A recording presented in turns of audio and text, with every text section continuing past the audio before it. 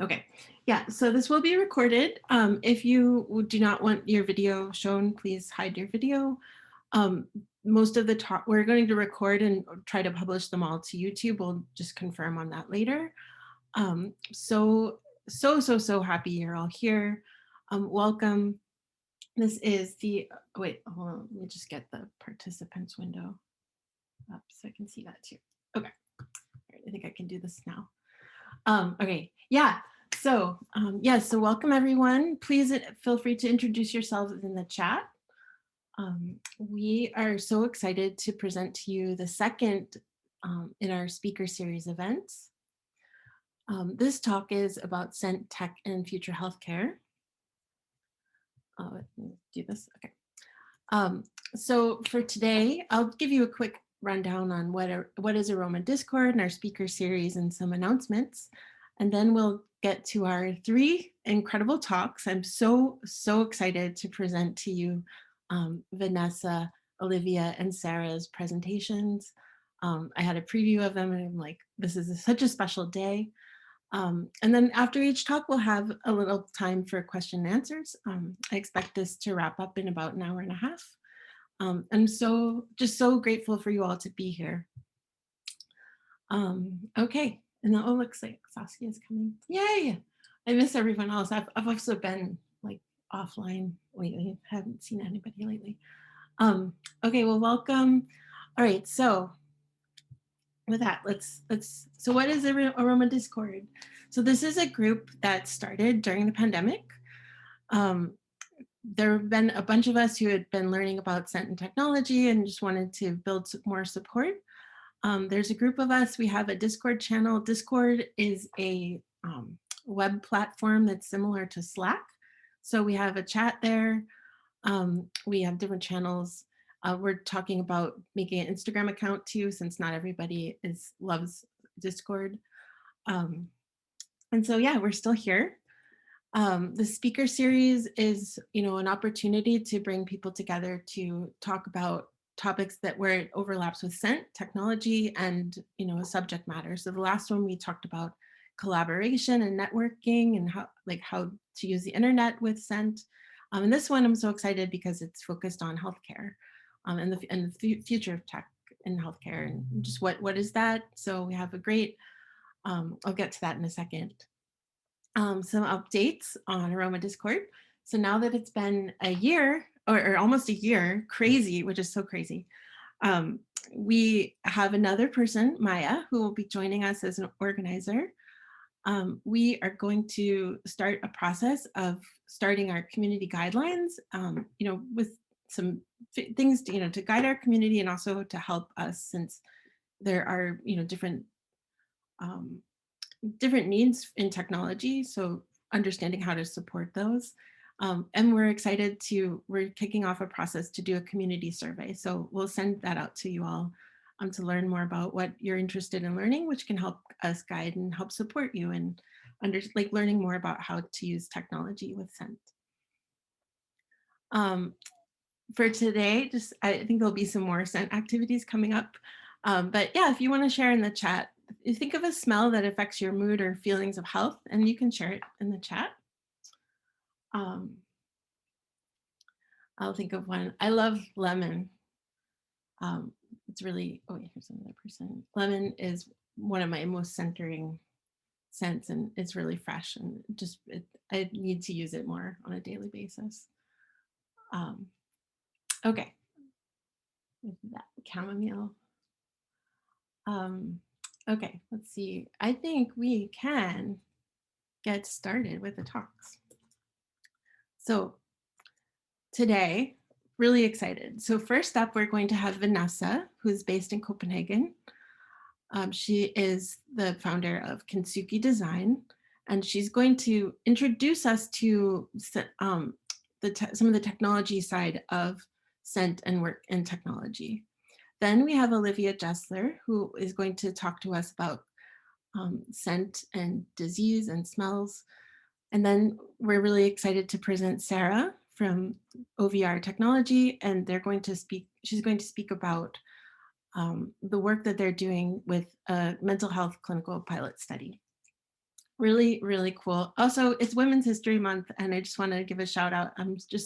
I feel really honored and grateful to be able to offer these incredible women and their great contributions towards this area today. So, oh wait, that's not it. All right, so with that, we have Vanessa. Are you ready to, wait, let me just make sure I'm recording. Does it say recording? It does say recording, okay. Yes. All right, good. Okay, great. Vanessa, if you would like to share your screen. Yeah, sure thing. Let me go ahead. You are still sharing, so you need to stop. Let me stop. I have like presenter brain where I'm like, I don't know what I'm doing. Okay. There we go. That's perfect. Great. Okay, we'll just go full screen here. Okay, perfect. Yes, so thank you. First of all, thank you so much. And I just want to give a huge shout out to you and Aroma Discord, Judge, because few of you know this, but I think we've been working on this since October or earlier, possibly, with just like endless enthusiasm. So thank you so much for your hard work in organizing this. I'm just going to jump right in. Scent is kind of the unexplored part of the Internet of Things. And that's what I'm going to be focusing on today is when did we forget about scent? So I just, a little bit of background about myself. I'm from Canada, originally from Vancouver. I moved to Copenhagen. I joined a crazy art collective, started playing with fire and robots, burlesque, and fell into a role as an interaction designer and started an interactive arts company myself. So that's basically where I ended up. And then I started my own company called Kintsugi Design. So kintsugi is the traditional Japanese craft of repairing broken ceramics. And the whole concept behind this, the philosophy behind it is in the imperfection, celebrating the imperfection. So the cracks are repaired with precious metal with a lot of care by a trained traditional artist. And the resulting product is more beautiful and precious than it was before. So for me, Kintsugi Design is very much about the craft of creating robust futures. We come at things from an interdisciplinary approach. So we're experts in hardware and emerging technologies, and we're also industry neutral. We're working across domains, and I'll talk about that in a sec.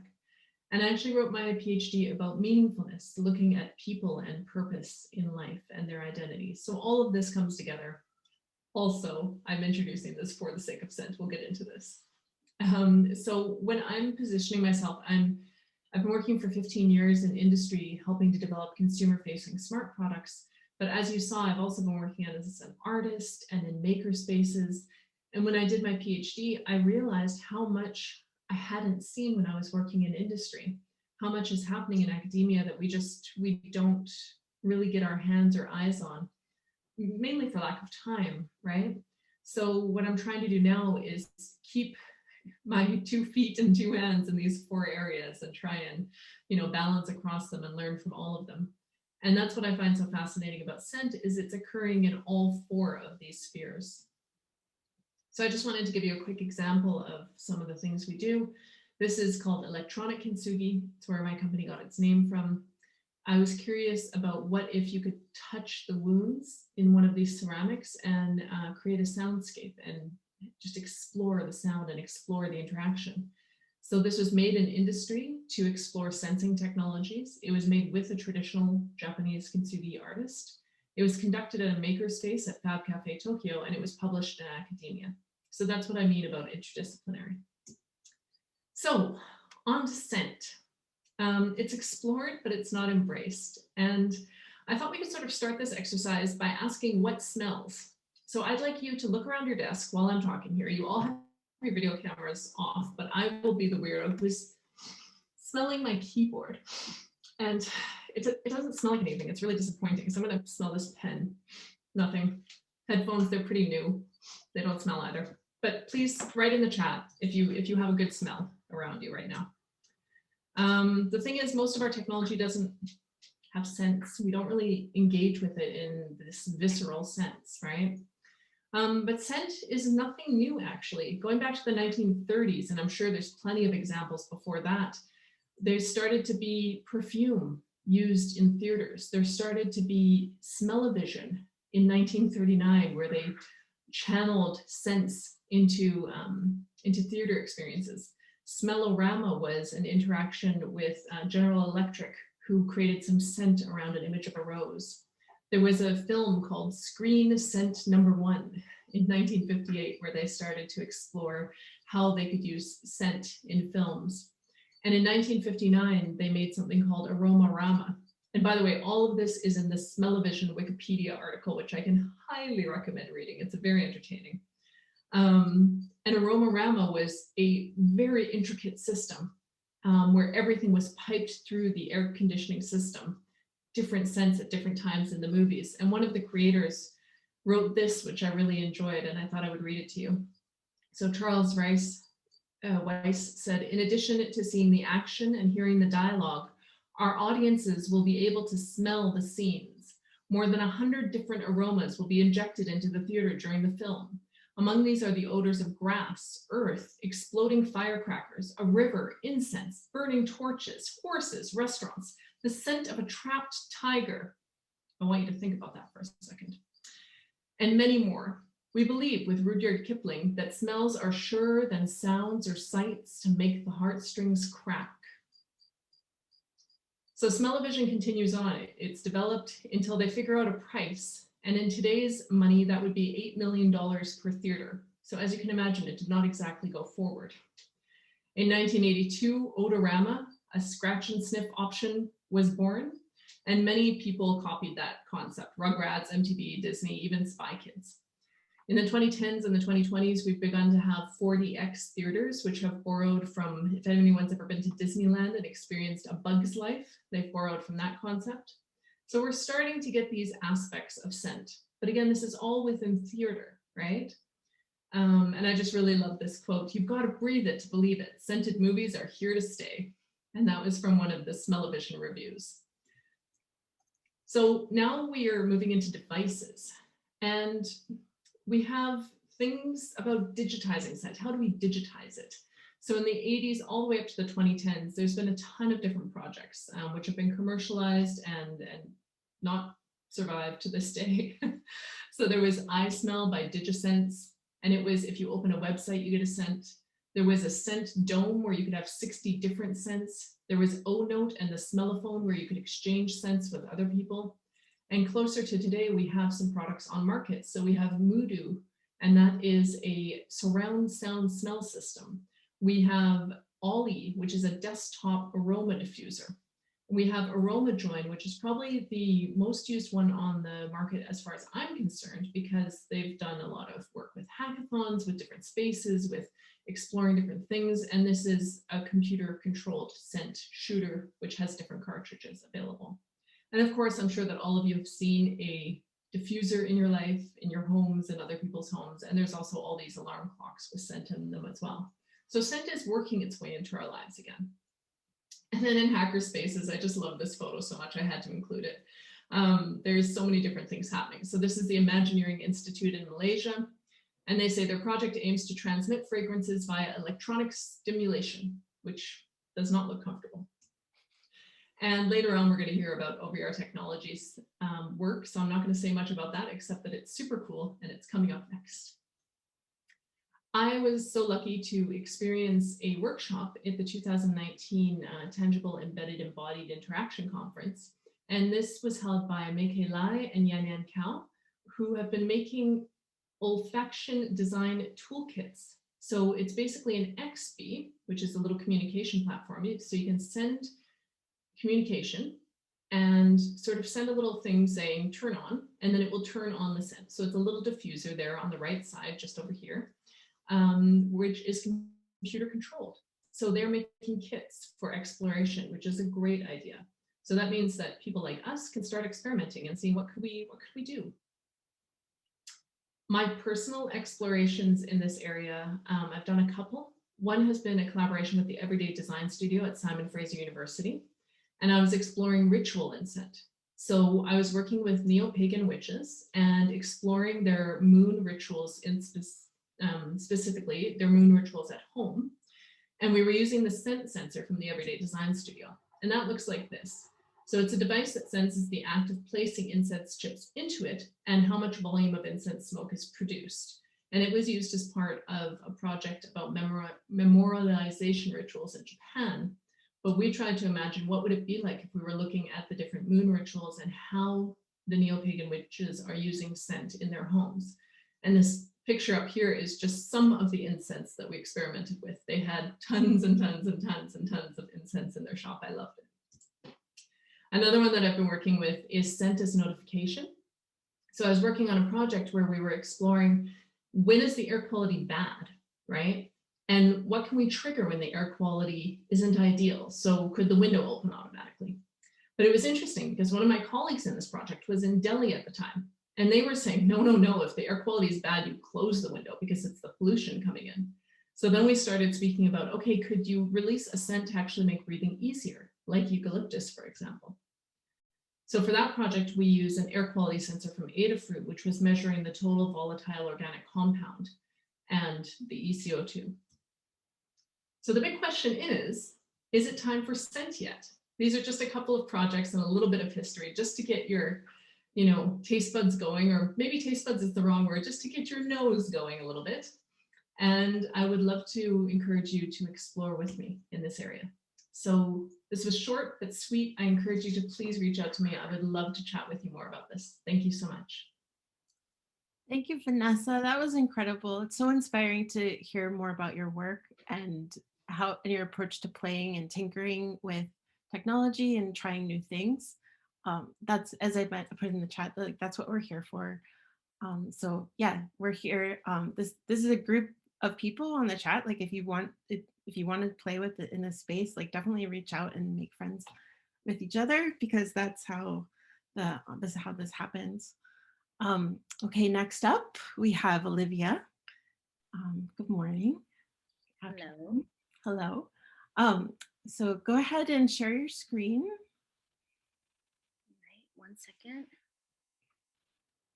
There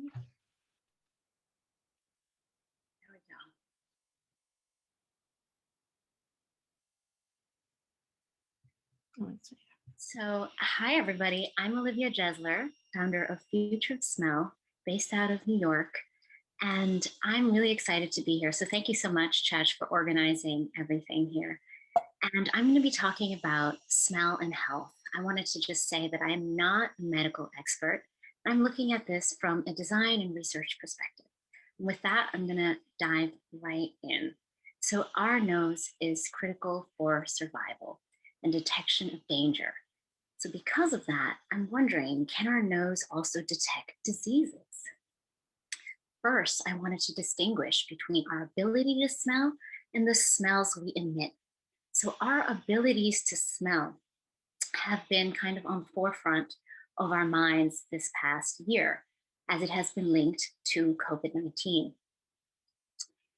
This is, however, not a new field, understanding our ability to smell and linking it to potential diseases.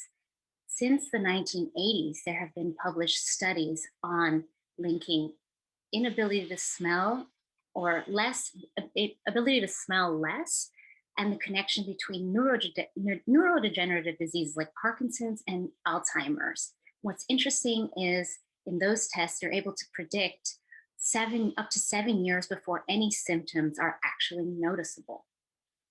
So fast forward to the time when the smell identification test was developed by Richard Doty. This is probably the gold standard for smell tests in the world. It has been translated into many languages, and this is a scratch and sniff version, but he also has tests for clinical settings. However, over this past year, there's been a proliferation of new kinds of tests that have emerged. And these tests are usually digital, so they're synced to an app, so that you have to have an app, and then you can track your smell or ability to smell over time. Most of these are to be used more at home for self-testing. So why aren't these potentially even being used out in the public? I think that mainly it's a matter of cost. There hasn't been enough studies on how accurate all these different tests are. There's also lack of standardization, as well as how are you going to do a smell test with a mask on, right? So these are some questions that I think need to be designed for if we're really thinking of moving this into public space, because it has been deemed that smell tests are a more accurate predictor of COVID than temperature checks, which is what we're doing. One of the main differences also is temperature checks are passive, so we don't actually do anything, whereas a smell test would require active participation. And that really requires a whole other thinking in terms of how to design this experience. But today I'm going to be focusing more on the smells we emit and what this can tell us. Is it even possible to be able to smell people's immune systems or diseases in public spaces? Well, this was an interesting study, and the hypothesis was if our nose is supposed to be able to help us detect danger, shouldn't we be able to detect if somebody is getting sick so that we know to avoid them? So this study was developed where they took healthy individuals, half of them were injected with like a germ, and the other half was not. And it turns out that the ones that were then injected with this germ actually were perceived as having worse odors and perceived as being, the odors also perceived as being more unhealthy like. And this was significantly noticeable. So that is just interesting.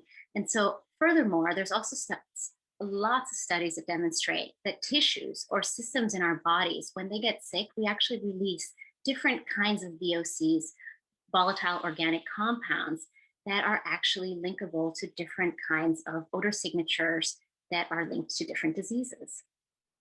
So where do these odors come from in our bodies? Well, they come from all over our bodies, but mainly places like sweat, our skin, which is everywhere, our largest organ, urine, feces, and blood. So it's not like we have blood evaporating from our skin, and that's what people smell. What happens with blood is actually, in 1 minute, we get a whole circulation of blood through our entire system. And then the blood is able to carry whatever VOCs it picks up throughout our body, and it will then excrete it through breath or even through skin. That's kind of like, ew. So yeah, we're giving off a lot of information there, but can we even smell it with our own human nose? So this is something that has been looked at since the time of the ancient Greeks. The father of Western medicine, even Chinese medicine, has been able to talk about specific different odors and their connection to specific diseases. This is actually a video clip. It's great. It's about this woman who one day realized that her husband smelled different. So she started to, wash his clothes more. She didn't know what it was. And then she went to a Parkinson's conference. And that's when she realized that this smell is actually the smell of Parkinson's disease. So she was then able to work together with medical experts on helping really determine what is this biomarker of Parkinson's that she can smell, because she has such an incredible nose. So this is a great review article in terms of where there's lots of diseases or disorders that are then put into tables organized by the disease, the odor source. So is it from my skin or my breath? The quality, what is it called? How could it be described, this odor? And then the volatile organic compounds that are linked to it, and the references. So what other studies have said that these are the smells that are linked to this disease? So this is a good just overview. And so if you're thinking, not all of these are actually smellable. So in terms of like what is smellable here, highlighted specifically in this paper, is cholera, tuberculosis, typhoid fever, kidney failure, leukemia. What I'm personally very passionate about or very interested in is diabetes and the smell of rotten apple. It is something that we can detect with our own noses. And it is also a major cause of blindness, kidney failure, heart attack, stroke. And according to the World Health Organization, I know this percentage is very broad, but a lot of people in all parts of the world are actually still undiagnosed for diabetes.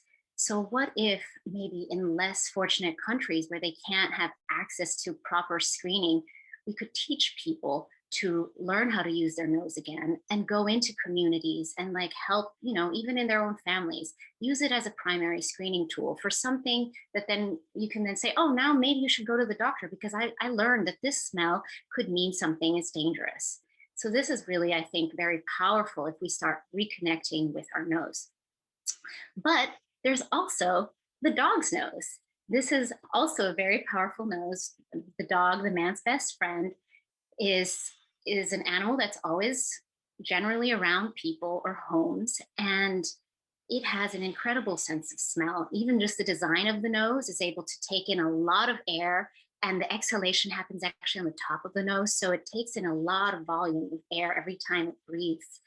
And the dog nose is also incredibly sensitive. This is an example that it can detect one drop of liquid in 20 Olympic sized swimming pools. That's just to understand like how incredible the nose is. And so for this reason, the dog has been used for, I think we all know, like explosives and drugs. We see them in the airport, but they're also used in a lot of different studies to understand odors of diseases. And this is one of the mechanisms that they use to train the dog. So dogs can discriminate between breath, urine, feces, tumor tissue, and they can actually detect different kinds of cancer. This is like, there's a lot of different studies. But in general, the sensitivity and specificity is exceeding 80%, which is interesting to think about as a potential, right? So what does this mean for COVID-19? So already in the beginning of the pandemic, people were like, oh, what about dogs? Can they figure something out? So there've been some pilot studies. Finland is interesting. They had them in the airports, and the way it worked was they would be wiping people's skin and then presenting that to the dog. The study is not like big enough, I think, in order to really deploy dogs full on as a screening method, but I think it's an interesting way of thinking about COVID testing that's low cost and it's unintrusive for people. It's like you're really just swiping skin versus putting something in somebody's nose, if this is actually deemed as an effective method. University of Veterinary Medicine in Hanover is probably the most talked about study, and it's also the most cited study on dogs and COVID-19. So just very summarized, that the dogs were trained for 7 days. They took saliva samples from hospitalized patients, and overall the dogs were able to detect COVID with 94% accuracy. The only criticism here in this study is that they were using hospitalized patients. So is this also applicable, or would this detection rate be as high if the dogs were, if the samples were actually from people who did not have such severe COVID, if they were asymptomatic? Can the dogs still detect that? So that is a major question to be considered. But this is a very interesting study in general. So what are the cons of using dogs? Sound great. What are the cons? They must be trained, and training can also be expensive and time consuming. So it's not very scalable really.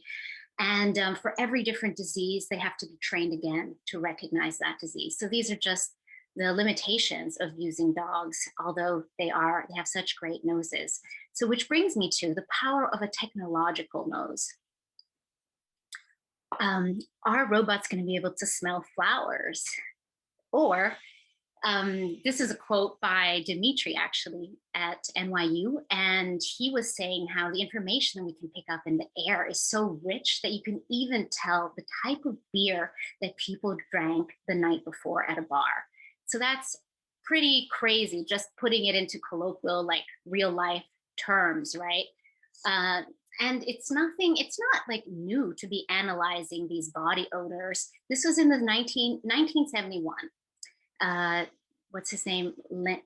Pauling is his last name, Nobel Prize winner, was able to detect chemicals in urine vapor and breath using the devices of that time, technology of that time. So the potential applications of odor monitoring. So this all sounds great. But so what is the potential? The potential is you'd be able to assess risk, and it's non-intrusive. You can differentiate between, oh, this is more this disease, it's the other disease. You can determine that it is actually a specific disease. And then you can also monitor treatment and progression of disease just by monitoring people's body odor. And it's the main thing is that it's non-intrusive for humans. So it makes it much more easy and acceptable for them to welcome it into their lives at an earlier point in time versus when they're really sick. So this is just super general. GCMS is the technology used since the 60s, I would 60s, 70s, in terms of understanding chemicals. This is also what's being used in the fragrance industry to analyze different fragrances and also for quality control of foods. So this is widely used method. It is time consuming. It requires specific labs and facilities and trained people to do that. The eNose is kind of newer, and the mechanism is more, you're not understanding volatile chemicals, you're understanding entire patterns. And so it mimics more the way we decipher odor in our brain. And it is the newer technology. So just as a general overview, the GCMS identifies characteristic biomarkers, so it's specific volatile chemicals, versus the eNose that identifies patterns and uses sensor arrays, like a combination of sensors to do this. The GCMS is much more costly, and the eNose is low cost, limited necessary training and logistics, but there are still drawbacks. I'm just not going to get into the full depths of everything.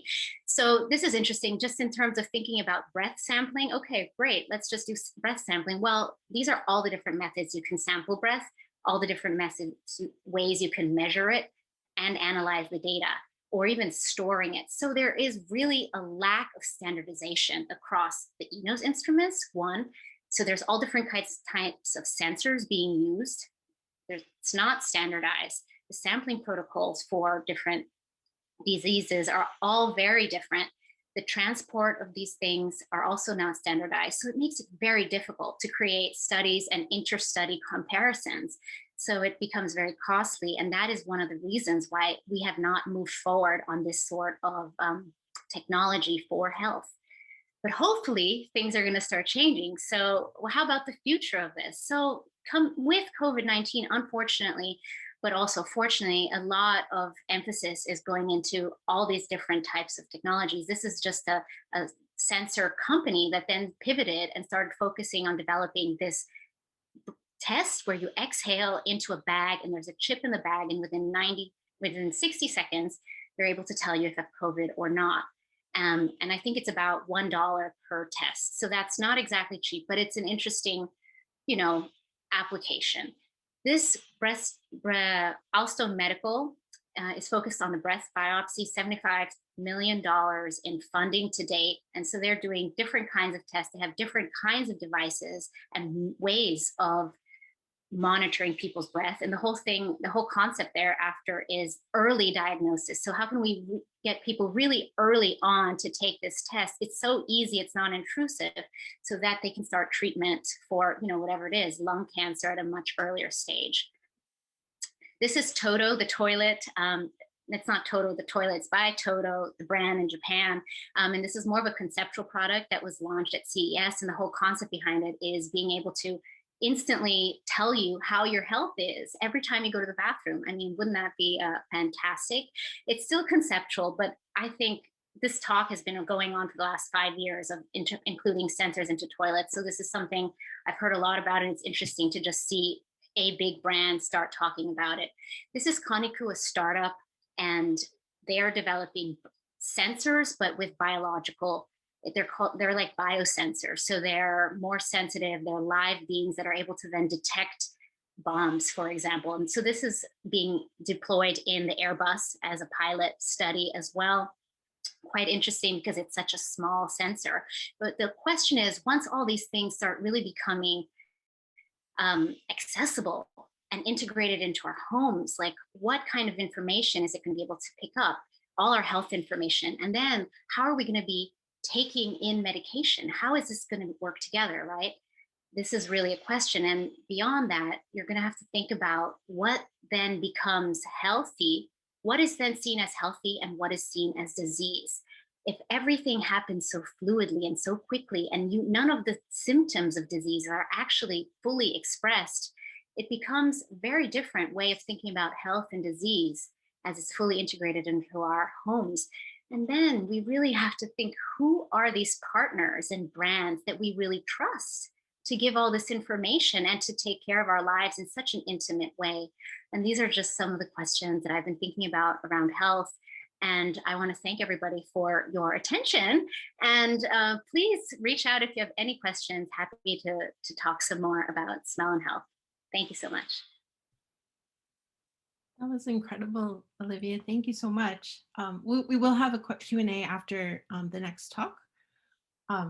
So yeah, there's so much to think about. It's such a, I wasn't aware the extent of, yeah, I'm just like really appreciative that we're able to have this conversation and like introduce it. Okay, let's hear from the next talk, Sarah, who's going to talk about mental health and VR. Sarah, are you able to share your screen? Yes, let me pull it up. All right, are you able to see it? Mm-hmm. All right, thank you, Chach. I'm so excited to be here to speak today. Hello, everyone. I'm Sarah Sosha. I'm the VP of Scentware at OVR Technology. OVR stands for Olfactory Virtual Reality. At OVR, we believe that meaningful time in the virtual world can lead to positive outcomes in the real world, and that olfaction is the key to unlock that potential. Today, I'll give a brief overview of OVR in the context of virtual reality and digital scent technology. Dive into a study investigating OVR for well-being at the UVM Medical Center, and discuss the intersection between mental health and virtual reality. So virtual reality has come a long way, and so has digital scent technology. Virtual reality is an immersive experience in a simulated 3D environment.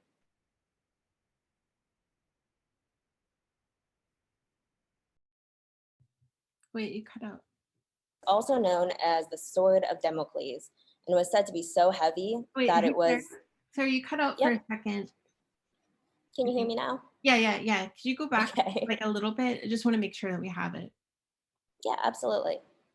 So one of the first head-mounted displays, or HMDs, was created in 1968 by Ivan Sutherland. It's also known as the Sword of Damocles and was said to be so heavy that it was suspended from the ceiling. Within the past decade, there have been leaps forward in VR with the release of modern headsets, such as the Oculus DK1 in 2013, the HTC Vive and the Oculus Rift in 2016, along with continuous iterations, as well as newcomers to the market.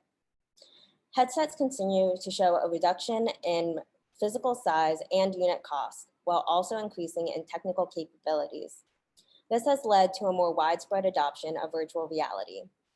Scent technology has also gained a lot of traction. When thinking about scent technology, many people point back to the 1960s Smell-O-Vision, which incorporated scent into the cinematic experience of the Scent of Mystery film. But within the past few decades, there's been a resurgence of digital scent technologies, thanks to innovators such as Takamichi Nakamoto and Jacqueline Mori, as well as companies like Vasco, Aromajoin, and FeelReal, to name a few. OVR finds itself in the midst of explosive VR growth and as a leading innovator of digital scent. OVR was founded in 2017 by a group of innovators, technologists, engineers, and scent scientists who were inspired by the potential of virtual reality, driven to push the boundaries in scent tech, and focused on producing real-world outcomes. The result was the architecture of scent. The architecture of scent has three parts of each. So our approach to designing the hardware was an answer to a series of questions. How can we create a scent device that is compact, lightweight, doesn't involve heating, and diffuses scent precisely and quickly? Our CTO, Matt, and head of design, Eric, answered these questions with a microtechnology that connects to the bottom of any headset. An expanded view is shown on the left. The microtechnology has 9 piezoelectric components which vibrate and release microbursts of scent at a millisecond's notice. This brings me to the second component, the software. The software interprets a person's movement in the virtual world and sends signals to the hardware about how much and which scent to release. On the content developer side, the software plugin allows a VR developer to create scent geometries around the objects. This is depicted in the radiating lines from the flowers and the sphere around the candle. You can think of these scent geometries as invisible scent clouds. Their scent clouds can range in size, shape, and particle density. Last but not least is the scentware. Using a mix of art, science, and sensory analysis, we create proprietary scents that are developed with outcomes in mind. The scents are housed in reusable cartridges that can contain up to 9 different scents and all their permutations. This cartridge plugs into the device and can be swapped in and out. By having a tool that intelligently in the virtual world, we're able to unlock the potential of virtual reality. By tapping into our sense of smell, we can create a more immersive environment and increase presence, the feeling of being there. Compared to our other senses, the addition of scent is particularly powerful and unique. It's the only sense directly connected to the limbic system, which includes brain structures involved in memory, emotion, and behavior. Think about when scent has transported you back in time, invoked an emotion, or warned you of danger. The smell of sunscreen and ocean breeze transporting you back to warmer summer days, a whiff of rotten milk saving a fresh cup of coffee, a bit of smoke notifying you of potential danger. Olfactory virtual reality can be used for a variety of applications, such as occupational training, safety simulations, as well as healthcare and wellness, the latter being which is what I find the most exciting. So there's a rapidly growing number of studies about using virtual reality for healthcare applications. There's a long history of studies regarding olfaction, but there are a few studies about olfaction and virtual reality. One of the first is by Dr. Tomasi and colleagues at the University of Vermont Medical Center, who explored the use of virtual reality for well-being in an inpatient setting. Adult patients in the inpatient psychiatry unit at the UVM Medical Center were given the opportunity to participate in the study. Patients who chose to participate were immersed in a camping environment where they could see, smell, and interact with virtual objects. Immediately before and after, as well as 1 to 3 hours after the experience, participants self-reported their general feelings, as well as levels of pain, stress, and anxiety on a 1 to 10 scale. The post-OVR experience questionnaire also included free response questions about their experience. So here is an image of the OVR camping environment that participants were immersed in. There's some examples of assets that were scent enabled. There's a scentware cartridge that contained those scents. So participants could smell the flowers, cook food that permeated the virtual environment, and tend to the campfire. So the study is still undergoing the peer review process, so I'm able to share only a limited amount of the results. However, the preliminary results do show a promise that olfactory virtual reality in combination with standard of care has positive effects. Here are a few of the responsive answers from the post-OVR experience. Many participants reported an increase in relaxation.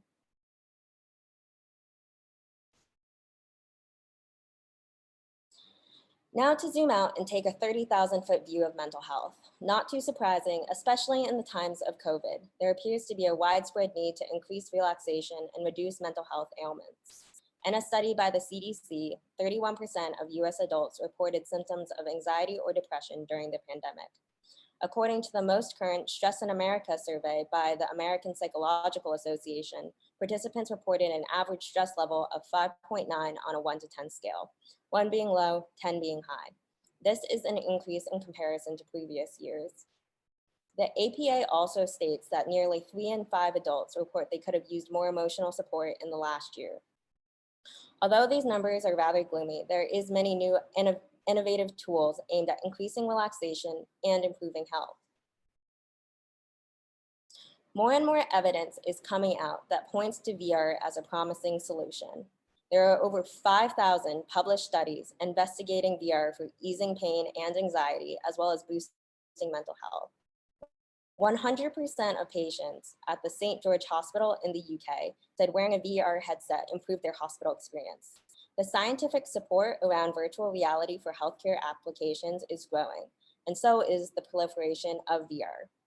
Rec Room estimated that 2 to 3 million Oculus headsets were sold in Q4 of 2020 alone. This is an estimated sale that far surpasses the Quest 1 the year before. The future I see is a world where olfactory virtual reality is readily accessible all over the world for people to increase health and wellness. With that, I'll leave you with the words that really resonate with me by Dr. Brennan Spiegel, a leader in the virtual reality medical community.